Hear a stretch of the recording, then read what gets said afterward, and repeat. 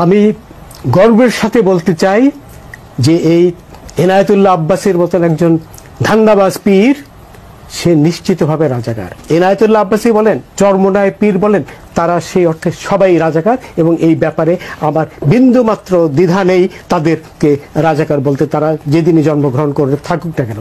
এবং সাইদির ব্যাপারটাও এসছে, দেখুন আবার আজকে আমরা সাইদি প্রসঙ্গটা আলাপ না করি। আচ্ছা যাই হোক, আমি সাইদিকে ফাঁসি দিয়েছিলাম, শুধু এইটুকুই বলি।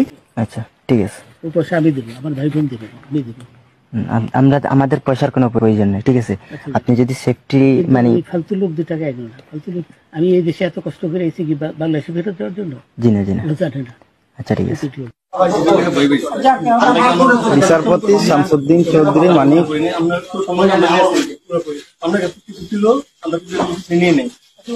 আচ্ছা ঠিক আছে, ওকে, কোন সমস্যা হলে বলবেন, আমরা কেন পালান হবে না, ঠিক আছে? আমরা পালান কেন না, পালাবো আমাদের কেউ মারবো না, কেউ মারবে না, আপনি বলবেন গাড়ি জন না আমরা পাসপোর্ট ওই ব্যাগের ভিতরে দেখেন তো আছে কিনা, পাসপোর্ট ওইটা নিয়ে আমি ই করতেছি নাকি? পাসপোর্টটা হারাই লাগছে বলছে। আমার নাম বিচারপতি শামসুদ্দিন চৌধুরী মানিক। বিচারপতি শামসুদ্দিন মানিক কে? হাইকোর্টের কে? মানিক কে? আমার নামটা ভালো করে উচ্চারণ করতে পারেন না নাকি? হাইকোর্টের যিনি কয়েকদিন আগে উপস্থাপনাই করতো চ্যানেল আইসি মানিক কে? চ্যানেল আইসি, হ্যাঁ হ্যাঁ, সেই মানিক। আমার নাম হলো বিচারপতি মানিক বাড়ি মুন্সিগঞ্জ। আপনার পিতার নাম? পিতার নাম মরহুম আব্দুল হাকিম চৌধুরী। আব্দুল হাকিম চৌধুরী, গুড। জি। আপনি এই যে পালাইতেছেন কেন বলেন? কোথায় পালাইতেছি? কার বইয়ে?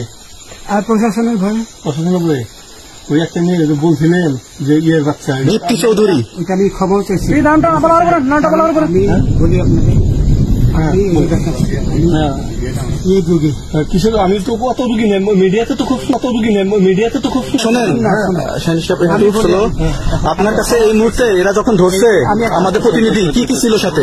আমার সাথে কি কি ছিল এটা বলেন। আমার সাথে ছিল ব্রিটিশ পাসপোর্ট, বাংলা পাসপোর্ট, টাকা আর কটা ই কার্ড, ডেবিট কার্ড আর ই কার্ড, কি বলে? আচ্ছা, কত টাকা কোন টাকা আসছেন? আমি 15,000 টাকা ওদের বলছিলাম, ওইটা আমি দিছি। কিন্তু পরে এই 2 ছেলে আমার মাইরা ধইরা। এই মাইকটা কোন জায়গায় মারছে ভাইয়া? বর্ডারে আনিয়ে মারছে না ভিতরে? তারের ভিতরে, ইন্ডিয়ার ভিতরে। সুপ্রিম কোর্টের আপিল বিভাগের সাবেক বিচারপতি AHM শামসুদ্দিন চৌধুরী মানিকের অন্নকোষ ছিঁড়ে গেছে।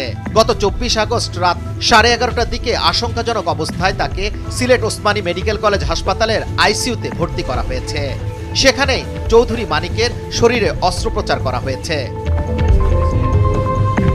ডিআইজি সগির মিয়া বলেন, সাবেক বিচারপতি মানিকের অবস্থা আশঙ্কাজনক।